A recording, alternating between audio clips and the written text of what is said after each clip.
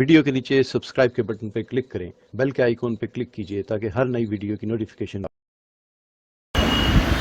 اللہ پاک ہم سب کو قرآن پاک کا شوق نصیب فرمائے، تلاوت نصیب فرمائے، نمازوں میں کثرت سے قرآن پڑھنے کی توفیق نصیب فرمائے، انفرادی اور اجتماعیت میں اللہ پاک کثرت سے قرآن پڑھنے کی توفیق نصیب فرمائے، رمضان غیر رمضان میں اللہ قرآن پڑھنے کی توفیق نصیب فرمائے، گھروں میں، دکانوں میں، مکانوں میں اللہ ہمیں قرآن پڑھنے کی توفیق نصیب فرمائے۔ حضرات صحابہ رضوان اللہ علیہم اجمعین 4 چیزوں سے بڑا بچتے تھے: امامت سے،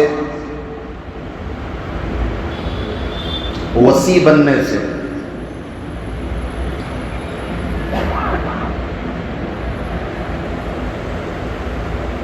اور فتویٰ جلدی دینے سے۔ اور ایک چیز ہے، ان 4 چیزوں سے بڑا بچتے تھے حضرات صحابہ۔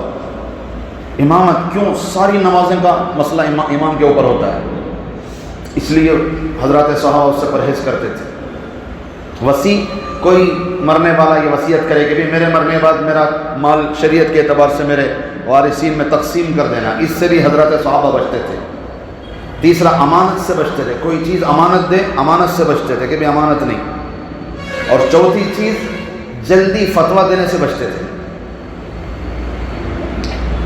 5 چیزوں کی کثرت تھی حضرات صحابہ میں، ایک زیادہ کرتے تھے۔ نمبر 1، قرآن کی تلاوت کثرت سے کرتے تھے۔ نمبر 2، اللہ کا ذکر کثرت سے کرتے تھے۔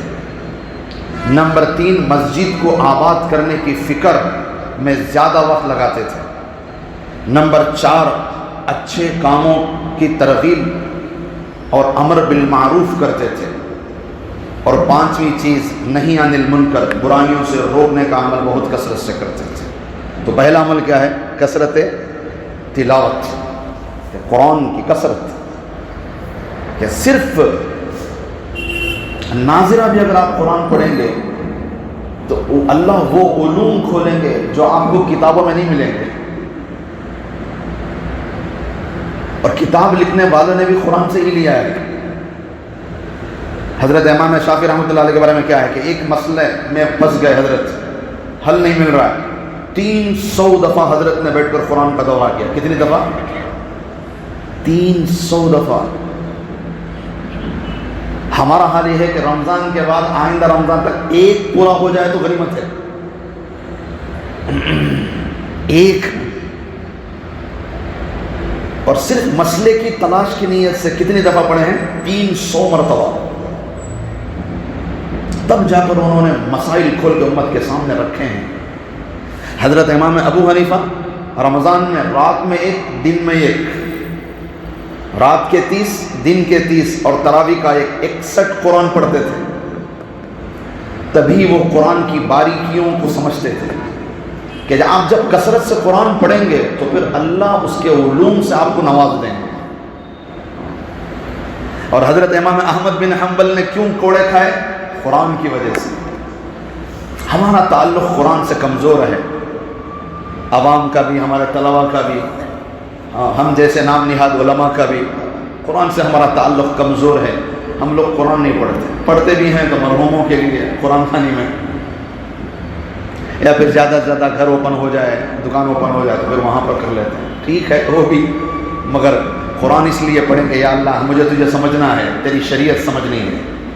اس نیت سے کبھی قرآن کھولو کہ یا اللہ میری ہدایت مجھے عطا فرما، میری زندگی کا حل مجھے اس قرآن سے عطا فرما۔ پھر دیکھو اللہ کیسے راستے کھولتے ہیں۔ کثرت سے اللہ ہم سب کو قرآن پاک پڑھنے کی توفیق نصیب فرمائے۔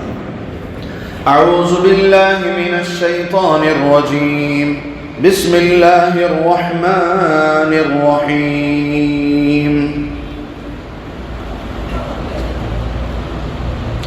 وَإِذْ أَخَذَ اللَّهُ مِيثَاقَ الَّذِينَ أُوتُوا الْكِتَابَ لَتُبَيِّنُنَّهُ لِلنَّاسِ وَلَا تَكْتُمُونَهُ فَنَبَذُوهُ وَرَاءَ ظُهُورِهِمْ وَاشْتَرَوْا بِهِ ثَمَنًا قَلِيلًا فَبِئْسَ مَا يَشْتَرُونَ۔ لا تحسبن الذين يفرحون بما أتوا ويحبون أن يحمدوا بما لم يفعلوا فلا تحسبنهم بمفازة من العذاب وَلَهُمْ عَذَابٌ أَلِيمٌ صدق اللہ العظیم۔ ترجمہ، اللہ تبارک و تعالیٰ کا مبارک، مقدس، پاکیزہ، بابرکت ارشاد اور فرمان ہے۔ اللہ فرماتے ہیں، اور جب کہ اللہ تعالیٰ نے اہل کتاب سے یہ عہد لیا کہ اس کتاب کو عام لوگوں کے روبرو ظاہر کر دینا اور اس کو پوشیدہ مت کرنا، سو ان لوگوں نے اس کو اپنے پسے پشت پھینک دیا اور اس کے مقابلے میں کم حقیقت معاوضہ لے لیا، سو بری چیز ہے جس کو وہ لوگ لے رہے ہیں۔ جو لوگ ایسے ہیں کہ اپنے کردار بد پر خوش ہوتے ہیں اور جو نیک کام نہیں کیا اس پر چاہتے ہیں کہ ان کی تعریف ہو، سو ایسے شخصوں کو ہرگز مت خیال کرو کہ وہ خاص طور کے عذاب سے بچاؤ میں رہیں گے، بلکہ اور ان کو دردناک سزا ہوگی۔ صدق اللہ العظیم۔ سورہ آل عمران کی یہ آیت نمبر 180 پر 7 اور 180 پر 8 ہے۔ حضرت تھانوی کا ترجمہ ہے، علماء کو سمجھنے میں دقت ہو جاتی ہے، مگر حضرت نے جتنے احتیاط سے ترجمہ فرمایا ہے، اتنی احتیاط اس کے بعد اگر آپ کو ملے گی تو معارف القرآن میں ملے گی آپ کو۔ بالکل ترجمے میں اتنی پابندی اور اتنی احتیاط تھی۔ یہ 2 آیتیں ہیں۔ پہلی آیت کا خلاصہ، یہود و نصارہ کے بارے میں ذکر کیا گیا ہے، مگر پیغام قیامت تک آنے والے سارے علماء کے لیے۔ دیکھو اتفاق سے آج ہمارے مدرسے کے طلبہ بھی آ گئے ماشاءاللہ، انہی کے مناسبت سے آیت بھی آ گئی۔ تو پہلی آیت کا پیغام یہ ہے، ذکر یہود و نصارہ کا ہے مگر پیغام قیامت تک کے علماء کے لیے ہے۔ کیا ہے کہ یہود و نصارہ کی ایک عیب، ایک غلطی، ایک نافرمانی، ایک عہد شکنی کے بارے میں قرآن ذکر کر رہا ہے۔ کیا ذکر کر رہا ہے؟ کہ یہود و نصارہ کی یہ عادت تھی کہ وہ پیسے کو، دنیا کو سامنے رکھ کر اللہ کے قرآن کے مسائل میں تبدیلی کر دیتے تھے، تھوڑے پیسے لے کر مسئلہ بدل دیتے تھے۔ غریبوں کو ایک مسئلہ، مالداروں کو ایک مسئلہ، سلاطین اور حکام کو ایک الگ مسئلہ، حکمرانوں کو الگ مسئلہ، تھوڑے سے پیسے لے کر مسئلے بدل دیتے تھے۔ تورات اور انجیل یہ یہود و نصارہ کی آسمانی کتابیں ہیں، اور آسمانی کتاب میں رد و بدل، تحریف کرنا، عذاب کو دعوت دینا ہے۔ تو یہ ان کا ایک عیب ہے۔ بے شمار عیب گزرے سورہ بقرہ میں، اس میں سے ایک عیب یہ بھی ہے کہ یہ تھوڑے پیسے لے کر کیا کرتے تھے؟ مسئلے بدل دیتے تھے۔ دوسری آیت کا خلاصہ، ایک تو اچھا کام نہیں کرتے تھے، دوسرا برا کر کے یہ چاہتے تھے کہ ہماری تعریف ہو۔ یہ دردناک عذاب کی طرف ان کو کھینچتا ہے۔ یہ دونوں آیتوں کے خلاصے ہیں۔ اب اس کی تفسیر سمجھیں۔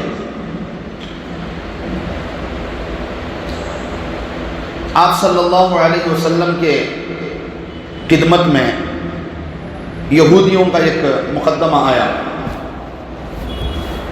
مقدمہ یہ تھا کہ ایک مالدار نے ایک غریب کی بچی کے ساتھ بدکاری کر دی تھی، زنا ہو چکا تھا، مگر پکڑا گیا، گواہوں کے ساتھ ثابت ہو گیا۔ تو انہوں نے دیکھا کہ بھی تورات کے اندر زنا کی جو سزا ہے سخت ہے، چونکہ بندہ مالدار ہے اور مالدار کو کیسے سزا دیں گے؟ تو اس لیے انہوں نے یہ مشورہ کیا کہ ہم نبی پاک صلی اللہ علیہ وسلم کے پاس چلے جائیں، ہو سکتا ہے شاید ان کے پاس کوئی نرمی والا معاملہ ہو اور یہ پیسے والا بچ جائے گا، چندہ دیتا کہ تو مسئلہ ختم نہ، محترم سب کیا ہونا کرے گا میرے جیسے ہے نا، ان کو نہیں بول رہا ہوں، اپنے اوپر لے رہا ہوں۔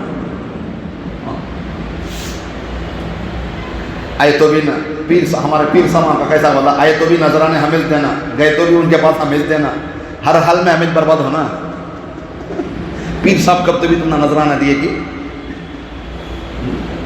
ہم کو تو میسر نہیں مٹی کا دیا، گھر پیر کا بجلی کے چراغوں سے ہے روشن. علامہ اقبال کا شعر ہے، ہم کو تو میسر نہیں مٹی کا دیا بھی، اور گھر پیر کا بجلی کے چراغوں سے ہے روشن. تو اس کی تربیت ہونا بہت ضروری ہے. تربیت نہ ہونا علم کے ساتھ تو پھر مسائل کھڑے ہو جاتے ہیں. ہمارے یہاں یہی ایک کمزوری ہے ہمارے شہر میسور کے اندر. اب تو الحمدللہ یہ خانقاہ کی ابتدا ہوئی ہے، مگر خانقاہیں ہونا ضروری ہیں، اور علماء کا فارغ ہونے کے بعد یا پھر فارغ ہونے کے درمیان میں ہی اکابرین کے ساتھ سلوک والا رشتہ قائم ہونا بہت ضروری ہے، ورنہ علم پھر تکبر پیدا کر دے گا. میں اقرأ بسم ربک الذی خلق، کہ پڑھو مگر کس کے نام سے؟ اللہ کے نام سے. دنیا کا ہو یا دین کا علم اگر اللہ کے ڈر اور خوف کے بغیر آئے گا تو وہ نقصان پہنچائے گا. تو جب یہ مقدمہ آپ صلی اللہ علیہ وسلم کے پاس آیا کہ بھئی یہ چیز ہے، اور ان کا ارادہ کیا تھا؟ ان کے علماء کا ارادہ یہ تھا کہ شاید یہاں نرمی ہو جائے، اس لیے کہ بندہ مالدار ہے، پیسے دے گا، چندہ دے گا، ایک بڑی اماؤنٹ دے گا، ڈونیشن دے گا، تو پھر پیسے لے کر مسئلے بدلنا، پیسے لے کر خاموش. دیکھو فضائل اعمال جو ہر مسجد میں رکھی ہوئی ہے، دوسری جلد دینیات کی چھپی ہوئی، صفحہ نمبر 401 2 3 4 5، آپ سب مطالعہ کریں اس کا.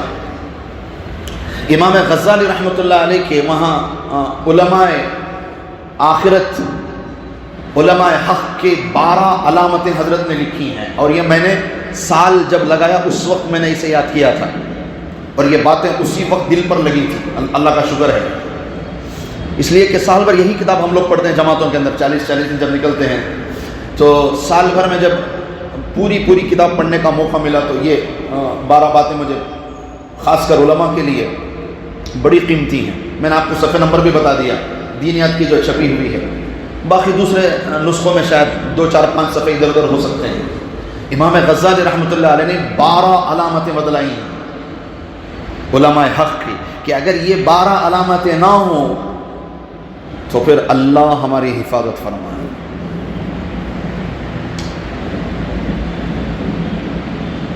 سب سے پہلی چیز حضرت امام غزالی رحمۃ اللہ علیہ نے لکھا ہے، علماء حق بننے کے لیے سب سے پہلی چیز یہ ہو کہ اپنے علم سے کبھی دنیا کمانے کا ارادہ نہ کرنا. اپنے علم سے کبھی دنیا کمانے کا، دنیا حاصل کرنے کا ارادہ نہ کرنا، سب سے خطرناک چیز ہے. حالانکہ آج بھی بہت سارے لوگ یہی کہتے ہیں کہ بھی مدارس کو بھی اپڈیٹ کرنا چاہیے. دیکھو اسکول دیکھو، کالجاں دیکھو، کتنے اچھے بلڈنگاں ہیں، کتنی اچھی عمارتیں ہیں ان کے، اور ہمارے مدارس کے بچوں کو سیدھی سادھی چٹائی پر وہ ٹوٹے پھوٹے بینچاں دیکھو یہ بٹھا کو رہتی، کھانا بھی سیدھا سادہ. ذرا ان کو بچوں کو بھی اپڈیٹ کرنا. مگر ہمارے اکابرین اس کے خلاف ہیں. دیکھو آپ پڑوسی ملک، ہمارا پڑوسی ملک ہے، وہاں کے ہمارے جو بزرگ گزرے ہیں ریمنڈ مرکز کے حاجی عبد الوہاب صاحب، تو حاجی عبد الوہاب صاحب ان کے جب ریمنڈ نیا مرکز بنا ہے تو اس کے بعد جب الحمدللہ مجمع آنے لگے مرکز کے اندر، تو حضرت سے درخواست کی گئی، حاجی عبد الوہاب صاحب رحمۃ اللہ علیہ، ان سے درخواست کی گئی کہ حضرت الحمدللہ مجمع آنے لگے ہیں، علماء کی بھی کثرت ہے، تو علماء کے لیے الگ سے کوئی کمرہ بنا دیا جائے، علماء کے لیے کوئی الگ سے کمرہ بنا دیا جائے. تو حضرت حاجی عبد الوہاب صاحب رحمۃ اللہ علیہ نے فرمایا، میں تو یہ چاہتا ہوں کہ ہمارے علماء بھی عوام کے ساتھ ہی اٹھیں، بیٹھیں، لیٹیں، کھائیں. کیوں؟ جب عوام کی طرف سے سخت رویے آئیں گے تو ہمارے علماء تیار ہوں گے. عام آدمیوں کے ساتھ لٹاؤ، ان کو الگ کمرے کی ضرورت نہیں ہے. کیوں؟ جب وہ لیٹے رہیں گے چلتے پھرتے، کوئی پیر سے مار رہا ہے، کوئی سامان ہٹا رہا ہے، کوئی تکلیف دے رہا ہے، کوئی آواز کر رہا ہے گہری نیند کے درمیان میں، اب یہ بنیں گے، اب ان کے ساتھ اللہ کی مدد ہوگی. جب یہ مشقتوں سے گزریں گے تب اللہ کی مدد ہوتی ہے. آرام میں، راحت میں ہمیں کبھی بھی مجاہدوں کی لذت نہیں مل سکتی. تیار ہونے کا جو پیریڈ ہے یہ مشقتوں والا ہو تو ہی بندہ تیار ہو سکتا ہے. تو حضرت یہ فرماتے تھے کہ نہیں، ان کو عام لوگوں کے ساتھ لیٹاؤ، چلتے پھرتے، اب عام لوگوں کے پیر لگیں گے نا تب عقل ٹھکانے آئے گی. اللہ اکبر. پھر ایک وقت گزرا تو پھر حضرت سے درخواست کی کہ نہیں حضرت تھوڑا سا الگ کمرہ ہی بنا دیا جائے. تو پھر حضرت نے اجازت دے دی، اس لیے کہ زمانہ جیسا گزر رہا ہے نا ویسے مجاہدے والے بندے کم ہو رہے ہیں. تو پھر ان کو الگ کمرہ بنا دیا گیا مرکز کے اندر. تو پھر اس کے بعد حضرت کے پاس درخواست آئی. ایک لمبے زمانے تک پورے ریونڈ مرکز میں ایک بھی پنکھا نہیں تھا، گرمی کا موسم یوں ہی گزارتے تھے. تو حضرت سے کہا کہ حضرت پنکھے لگوا دیں. کیا ضرورت ہے پنکھے لگانے کی؟ تو سب سے پہلے حضرت نے اجازت دی بیرون کے لوگوں کو، بس وہاں پنکھے رہیں باقی نہ رہیں. بعد میں اجازت دی بہت دنوں کے بعد علماء کے کمروں میں، اور علماء کے کمروں میں بھی جب پنکھے لگے تو زیادہ چلنے نہیں دیتے تھے حضرت، بہت کم وقت میں چلنے دیتے تھے. تو ایک مرتبہ وہاں کے جو خادم ہوتے ہیں انہوں نے آ کر حضرت سے شکایت کی کہ حضرت یہ علماء بڑا تنگ کرتے ہیں، پنکھا چلاؤ پنکھا چلاؤ پنکھا چلاؤ. آپ کچھ آ کر ان کو نصیحت کر دیں، وہ ہماری بات سنتے نہیں. آپ منع کرتے ہیں پنکھا ڈالنے سے اور وہ پنکھا ڈالنے کا مطالبہ کرتے ہیں. تو پھر حاجی عبدالوہاب صاحب سیدھے اٹھ کر آئے علماء کے درمیان میں اور آ کر یہی ایک جملہ کہا، بچوں علماء میں تمہیں مرنا سکھا رہا ہوں اور تم پنکھوں کے پیچھے پڑے ہو. اللہ. حضرت عمر بن خطاب رضی اللہ تعالیٰ عنہ اپنے زمانے میں نوجوان طبقے سے کیا کہتے تھے پتہ ہے؟ کہ بغیر چپل کے چلو. حضرت عمر بن خطاب رضی اللہ تعالیٰ عنہ امیر المؤمنین کیا فرماتے تھے؟ نوجوانوں سے بغیر چپل کے چلو زمین پر. ہر جگہ چپل نہیں ملیں گے، جہاد میں چپل نہیں ملیں گے، بغیر چپل کے چل کے عادت کرو، مشقت برداشت کرنے کے جسم کو عادت ڈالو. اور کہتے تھے کہ زین پر پیر رکھ کر گھوڑے پر نہ چڑھو، اچھل کر ڈائریکٹ گھوڑے پر بیٹھنے کی عادت بناؤ، کہ جہاد میں یہ ساری سہولتیں نصیب نہیں ہوں گی. مجاہدہ.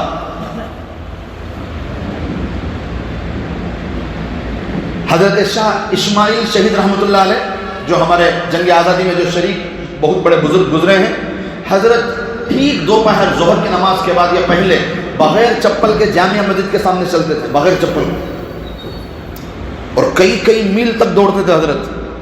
تو ساتھیوں نے کہا حضرت اتنا مجاہدہ کیوں ہے؟ کہا بھی کبھی بھی اللہ کے راستے میں جانے کا وقت پڑ جائے گا تو ہمیں تیار رہنا چاہیے. بغیر چپل کے چلو گے نا دوپہر کے وقت میں عقلیں ٹھکانے کو آ جاتی ہیں، پتہ چل جاتا ہے کہ ہم کتنی حیثیت کے ہیں. ہر وقت آرام، پنکھے، اے سی، بہترین فرش، قالین، کھانے عمدہ، اس سے بندے نہیں تیار ہوتے. اس سے تو نفس موٹا ہوتا ہے، اس سے تو ہمارے اندر تکبر، انانیت پیدا ہوتی ہے کہ میں عالم ہوں. یہ بات پیدا ہو جائے تو پھر تو اس سے کوئی نہیں بچا سکتا بربادی سے. ہمارے مفتی سید احمد پالنپوری رحمۃ اللہ علیہ، جن کے پاس میں نے ترمذی بھی پڑھی اور بخاری شریف کے آخری کے 15 پارے بھی میں نے ان کے پاس پڑھے. اللہ کا شکر، اللہ کا کرم ہے. ہمارے فیوریٹ استاد محترم ہیں، دنیا سے پردہ فرما گئے. اللہ پاک ان کے قبر پر کروڑوں رحمت نازل فرمائے، تمام اکابرین پر اللہ پاک کروڑوں رحمت نازل فرمائے. تو حضرت فرماتے تھے کہ پورا پڑھنے کے بعد جب فارغین کا اجلاس ہوتا تھا مسجد رشید میں دیوبند کے اندر، تو حضرت فرماتے تھے کہ بچوں ہم نے تمہیں پڑھنے کے قابل بنایا ہے، اب یہاں سے تمہارا پڑھنے کا زمانہ شروع ہوتا ہے. اللہ اکبر. کسے کہتے تھے؟ فارغین سے کہتے تھے ہم نے تو بس تمہیں پڑھنے کے قابل بنایا ہے، ابھی ہم نے کچھ پڑھایا نہیں تمہیں، ہم نے تمہیں پڑھنے کے قابل بنایا ہے، اب آپ یہاں سے پڑھنا شروع کریں. کیڑے حضرت کو میں نے خود اپنی آنکھوں سے دیکھا، مفتی سعید صاحب کو. حضرت کا مشغلہ کتابوں کا ایسا تھا کہ حضرت کھاتے کھاتے بھی پڑھتے تھے، باتیں کرتے کرتے بھی کتاب پہ نظر ہوتی تھی، اور کوئی کام کچھ بھی کرو سامنے کتاب کھلی پڑے رہتی تھی۔ عصر کے بعد سارے طلباؤں کو حضرت کے کمرے میں جانے کی اجازت تھی، گھر کے اندر ایک مخصوص کمرہ تھا بیٹھک، وہاں پر سارے طلباء کو اجازت تھی، وہاں پر اکثر طلباء جا کر بیٹھ جاتے تھے، حضرت بات بھی کر رہے ہوتے ہیں، بچے تو کتاب بھی دیکھ رہے ہیں۔ ان کی کتاب آپ پڑھیں، جو بچے ہمارے مدارس کے جو آپ وہی نا اس میں بڑی جماعت میں اگر تمہیں ہی تو حضرت مفتی سعید صاحب کی کتاب ہے تفسیر قرآن، ہدایت القرآن، ٹھیک ہے، یہ آپ مطالعہ کریں، پھر آپ اندازہ کریں گے ان کے علم کا، آپ کو اندازہ ہوگا۔ اور جو آپ بخاری پڑھیں گے انشاءاللہ تو آپ تحفۃ القاری پڑھیں حضرت کی، فقہ پڑھیں تو تحفۃ العلمئی پڑھیں، آپ کو اندازہ ہوگا کہ حضرت کا علم کس درجے کا تھا۔ رحمت اللہ الواسعہ تو پھر بھی بہرحال علماء کو بھی مجھے لگتا ہے کم سے کم 2-4 دفعہ پڑھنا پڑے گا تب سمجھ میں آئے گی، حالانکہ رحمت اللہ الواسعہ حجت اللہ البالغہ کی شرح ہے، اور حجت اللہ البالغہ کو علماء بھی نہیں پڑھ سکتے۔ حضرت قاسم نانوتوی رحمۃ اللہ علیہ کی کتاب ہے، ہمارے پڑھنے کے زمانے میں 2007 میں یا 2008 میں اس وقت حضرت نے رحمت اللہ الواسعہ مفتی سید احمد پالنپوری رحمۃ اللہ علیہ نے حضرت حجت اللہ البالغہ کی شرح لکھی، نام رحمت اللہ الواسعہ رکھا، اور جب حضرت کی کتاب آئی نا مارکیٹ میں تو علماء بھی حیران ہو گئے، کئی دن تک حضرت کے نام پر شکریہ ادا کیا گیا، دیوار پر پرچیاں لگا کر کے حضرت آپ کا شکریہ کہ آپ نے حجت اللہ البالغہ جیسی کتاب کو آسان الفاظ میں رحمت اللہ الواسعہ میں اتار دیا۔ اور یہ زندگی میں ایک دفعہ آپ کو رحمت اللہ الواسعہ پڑھنا چاہیے، حجت اللہ البالغہ تو پھر پڑھنے سے ہم رہے۔ تو علم کو سمجھنے کے لیے اساتذہ کی کتابیں پڑھیں گے تو پھر آپ کو اندازہ ہوگا۔ تو میرے عزیز طلبہ، آپ ایک ایک دن کی جماعت میں الحمدللہ آتے ہیں، تو ہمارے اس درس قرآن سے آپ کو ہماری یہی درخواست ہے کہ آپ قرآن کی تلاوت روزانہ رکھیں، آپ کچھ نہ کچھ حصہ قرآن کا روزانہ آپ کو ہر حال میں پڑھنا ہے، چاہے آپ شعبہ حفظ میں ہوں یا نہ ہوں۔ یہ ضروری نہیں کہ بھی جو حفظ کرے وہی پڑھے، جو ناظرہ میں ہو وہ پڑھے، نہیں، علماء کو زیادہ قرآن پڑھنا ہے۔ آپ جتنا قرآن دیکھ کر اطمینان سے رک رک کر پڑھیں گے، اللہ آپ کو اتنا نحو صرف قرآن میں سمجھائیں گے، اتنے مسائل آپ کو قرآن کے اندر سمجھ میں آئیں گے، اور جو بات آپ کو قرآن سے سمجھ میں آئے گی وہ اللہ کی طرف سے عطائی علم ہے۔ کثرت سے قرآن روزانہ ایک پارہ، کم از کم جب بھی آپ کو موقع ملے، یا 5 نماز سے 10 منٹ پہلے چلے جائیں، کیا بڑی بات ہے آپ کے لیے ایک پارہ پڑھنا۔ بغیر قرآن کے آپ علم نہیں لے سکتے۔ پورا سال گزر جائے ہمارا اور یہ قرآن بھی پورا نہ ہو، افسوس کی بات ہے۔ تو یہ ایک نمبر پہلی بات یہ آپ ذہن میں رکھیں، قرآن پڑھنا ہے اور دیکھ کر پڑھنا ہے، قرآن پڑھنا ہے اور دیکھ کر پڑھنا ہے، رک رک کر پڑھنا ہے اور اطمینان سے پڑھنا ہے۔ ترجمے کی ضرورت، آپ کو ترجمے کا شوق لگے تو پھر یہ ہے حضرت خان رحمۃ اللہ علیہ کا بیان القرآن لیں آپ، یا پھر معارف القرآن آپ لیں، ترجمہ یہاں سے لیں، ترجمہ ہو بہو ویسے ہی ہونا چاہیے، ترجمے میں ادھر ادھر نہیں ہو سکتا، یاد رکھیں آپ۔ باقی آپ کثرت سے قرآن چلتے رہیں، قرآن کی تلاوت بہت سخت و ضروری چیز ہے۔ دوسری بات آپ کو سنورنے کے لیے میں آپ کو بتا رہا ہوں، اگر آپ قرآن روزانہ پڑھیں گے انشاءاللہ پھر آپ مخصوص عالم دین بن کر نکلیں گے، آپ کو اس کی عادت ہو جانی چاہیے۔ دوسری چیز، آپ صلی اللہ علیہ وسلم کی سیرت کوئی بھی آپ لے لیں، کوئی بھی آپ کتاب لے لیں، آپ صلی اللہ علیہ وسلم کے پیدائش سے لے کر آپ کی وفات تک آپ کوئی بھی کتاب لے لیں، مکمل پڑھ دیں۔ سیرت المصطفیٰ ندوی صاحب کی آپ یہ لے لیں، مولانا ادریس کانلوی صاحب کی یہ لے لیں آپ سیرت کی کتاب، مگر آپ کو پوری پڑھنی ہے شروع سے آخر تک اور بار بار پڑھنی ہے۔ تیسرا کام آپ یہ کریں، آپ کی کتابوں کے ساتھ بتا رہا ہوں، آپ کے نصاب اور سلیبس کے ساتھ، آپ کی مشغولیت کے ساتھ بتا رہا ہوں، تیسرا کام آپ یہ کریں، حیات الصحابہ کو کم سے کم آپ کو 5 دفعہ پڑھنا ہے۔ کتنی دفعہ؟ پوری حیات الصحابہ کی تینوں جلدیں آپ کو 5 دفعہ کم سے کم پڑھنی ہے پورے آپ کے مدرسے کے زمانے میں انشاءاللہ. باقی آپ کو ادھر ادھر سے نصیحتیں ملتی رہیں گی. یہ 3 کام آپ کریں گے. نمبر 1 قرآن، نمبر 2 کوئی بھی کتاب سیرت النبی پر کوئی بھی کتاب لیں، شروع سے آخر تک پڑھ دیں. تیسرا حیات الصحابہ آپ کم سے کم 5 دفعہ دہرا دیں اسے. پھر آپ دیکھیں آپ کی زبان کو اللہ کیسے چلائیں گے انشاءاللہ. تو حضرت امام غزالی رحمۃ اللہ علیہ نے فضائل اعمال میں حضرت نے 12 علامتیں لکھی ہیں جو علماء میں ہونا چاہیے. نمبر 1 حضرت نے لکھا کہ عالم ایسا ہو کہ وہ اپنے علم سے دنیا نہ کمائے.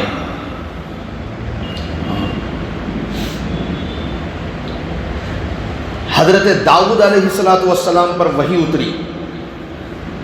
اللہ پاک فرماتے ہیں کہ اے داؤد یہ پیغام سنا دو کہ جو علماء، جو کتاب کا علم رکھنے والے، جو آسمانی کتابوں کا علم رکھنے والے دنیا کے پیچھے بھاگتے ہیں، اللہ ان کی عبادتوں سے لذت ختم کر دیتے ہیں. ان کی مناجات کی لذت اللہ ختم کر دیتے ہیں.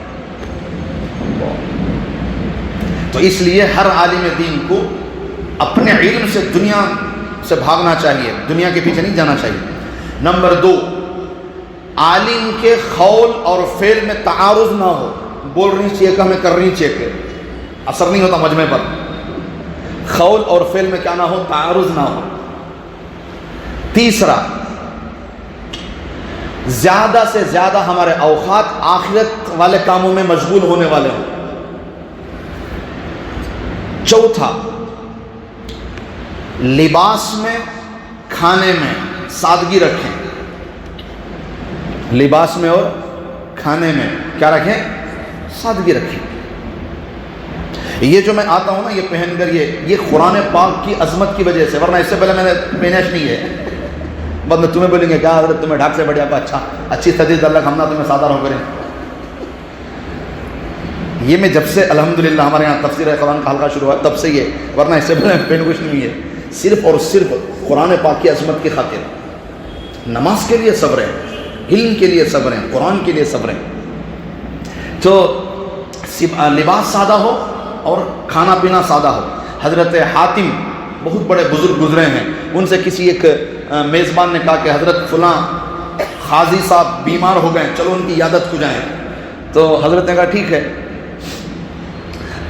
تو حضرت حاتم اسم بہت بڑے بزرگ تھے، تو ان کو یہ خیال تھا کہ بہت بڑے قاضی سے ملنے جا رہے ہیں، بیمار ہیں، ان کی عیادت کے لیے جا رہے ہیں، مختصر مکان ہوگا، سیدھے سادے ہوں گے، یہی تصور تھا. جب وہ گئے تو دیکھا بڑا محل، دروازہ، دربان، قیمتی فرش، قالین. تو یہ تو حیران ہو گئے. اور جب بالکل جا کر قاضی صاحب جو بیمار تھے ان کی عیادت کے لیے بالکل حاتم اسم صاحب جب جا کر بیٹھ گئے وہاں پر بزرگ، تو انہوں نے حضرت سے کہا، حضرت نے ان کو کہا کہ بیٹھو. اور وہ کرسیاں بھی بڑی عالیشان کی تھی، تو حضرت نے منع کر دیا کہ میں اس پہ نہیں بیٹھ سکتا. اور انہوں نے کھلم کھلا کہا کہ حضرت آپ قاضی شریعت ہیں اور آپ اتنی عالیشان چیزوں کو استعمال کرتے ہیں، تو پھر آپ سے عوام کیا سبق لے گی. اور آپ وہاں سے ناراض ہو کر نکل گئے. وقت کو حق بولنا یہ بہت دیر کے بعد آتا سی ہے، یاد رکھ لو. ورنہ ہمیں بہت جلدی متاثر ہو جاتی، مالداروں سے متاثر ہو جاتی، اور جو ذمہ دار ہیں ان سے متاثر ہو جاتی، اور حکمرانوں سے بڑا جلدی متاثر ہو جاتی. آج کی آیت کا یہی خلاصہ ہے کہ متاثر ہوئے بغیر حق بات کو سامنے رکھنے کے اللہ ہمیں عادت، ہمیں اس کی عادت بنا دے ہماری. اللہ پاک کسی سے متاثر نہ، صرف اللہ سے، اللہ کی ذات سامنے ہو. کوئی میکا لال سامنے آ جائے، حق بات رکھنے سے کبھی ڈرنا نہیں، اس لیے کہ حق پر چلنے والوں کو ہی تکلیفیں آتی ہیں.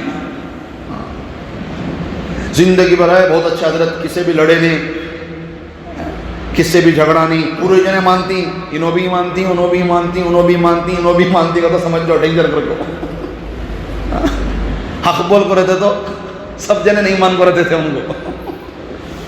یہاں گئے تو وہ بھی کرے جائے، وہاں گئے تو وہ بھی کرے جائے، وہاں گئے تو وہ میچ کرتا ہوں. ہمارے وزیر اعظم صاحب بولتی نہیں، کہاں گئے تو بھی میرے فیوریٹ کرناٹک کو آ گئے تو کرناٹک والے میرج کرتی, یو پی گئے تو یو پی والے اس میں کہتے ویسا کہاں جاتی ہوں یہ بھی کرے دے وہ بھی کرے دے تو پھر مسئلہ ڈینجر. حق پر چلنے والوں کو تکلیفیں آتی ہیں. حضرت امام مالک رحمۃ اللہ علیہ, میں بات ختم کر رہا ہوں, میرا ٹائم ہوگا پورا, یہ علامتیں گنا دلوں, ٹھیک ہے, ذہن میں رکھ لیتے ہیں انشاءاللہ, باقی آپ تفصیل پڑھ لیں, ٹھیک ہے. تو 4 بجے تھا نہیں, 5واں, حکام اور سلاطین سے دور رہیں. 6, فتویٰ دینے میں جلدی نہ کریں. 7واں, سلوک کا راستہ اختیار کریں, بزرگوں کی خدمت میں رہیں, ذکر کی مجلس میں بیٹھنے کی فکر کریں. 8واں, دن بدن ہمارے علم کی برکت سے اللہ کا خوف اور اللہ پر یقین بڑھتا رہے. 9واں, ہمارے حرکت اور سکون سے ہمارے ہر عمل سے اللہ کا خوف ظاہر ہو. 10واں,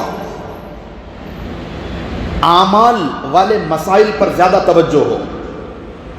11واں, علم پر بصیرت ہو, مسئلہ سمجھ کر پھر بتائیں, پڑھ کر نہیں بتائیں, صرف نقل کرنے والے نہ بنیں, مسئلے کی تہ میں آپ داخل ہونا سیکھیں. 12واں, بدعات سے سختی کے ساتھ پرہیز کریں, بچیں اس سے. یہ 12 علامتیں, باقی آپ تفصیل وہاں آپ پڑھ لیں. بڑی مزیدار باتیں ہیں ماشاءاللہ, حضرت شیخ نے بڑی زبردست باتیں لکھی ہیں. میرے بولنے میں شاید اتنا اثر نہیں ہے کیونکہ تو میں عمل والا نہیں ہوں. شیخ چونکہ بہت بڑے درجے کے بزرگ گزرے ہیں, کتاب پڑھو گے تو پھر الگ نورانیت ہوگی, کیونکہ عمل والا جب بات کرتا ہے تو اس کا اثر الگ ہوتا ہے. اور فضائل اعمال, یہی باتیں آپ فضائل اعمال میں پڑھیں گے تو آپ کی دل کی کیفیت بدلے گی. پتہ ہے کیوں؟ اس لیے کہ حضرت صرف لکھنے والے نہیں تھے, عمل کرنے والے بھی تھے.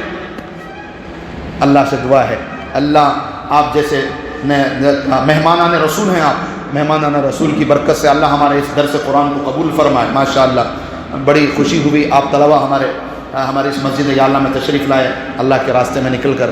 دعا کریں ہمارے اس حلقے کے لیے, اللہ تعالیٰ ہمارے اس حلقے کے مجمع کو اور بڑھائے.